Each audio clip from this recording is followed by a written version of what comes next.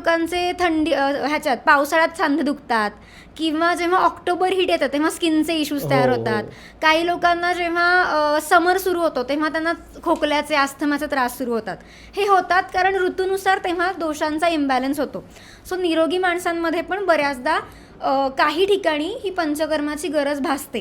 ह्याच्यात अजून एक इंटरेस्टिंग पॉईंट मला ॲड करायला आवडेल. आजकाल लोक प्री कन्सेप्शन आपण खूप साऱ्या काळजी घेतो, टेस्ट करतो, तर चांगल्या संततीसाठी सुद्धा तुम्ही पंचकर्म वैद्यांचं कन्सल्टेशन घेऊन तुमच्या शरीरात जर काही आपल्याला नेहमी असं वाटतं की आपण पुढच्या पिढीला आपल्यातलं बेस्ट द्यावं, तर त्याच्यासाठी तुम्ही पंचकर्माचा मार्ग सुद्धा निवडू शकता. म्हणजे ज्या लोकांना अदरवाईज दुसरा काहीही प्रॉब्लेम नाहीये, अशा लोकांमध्ये सुद्धा चांगल्या संततीसाठी आणि त्यांची प्रेग्नन्सी ही स्मूथ व्हावी ह्याच्यासाठी सुद्धा पंचकर्म करता येऊ शकतं. आणि आपण ज्या मागच्या एपिसोडमध्ये बोललो की स्वास्थ्य रक्षण करायचं असेल तर पंचकर्मातले उपचार हे तज्ज्ञांच्या सल्ल्याने घेतले तर ते सगळ्यांना श्रेयस्कर आहेतच. ग्रेट.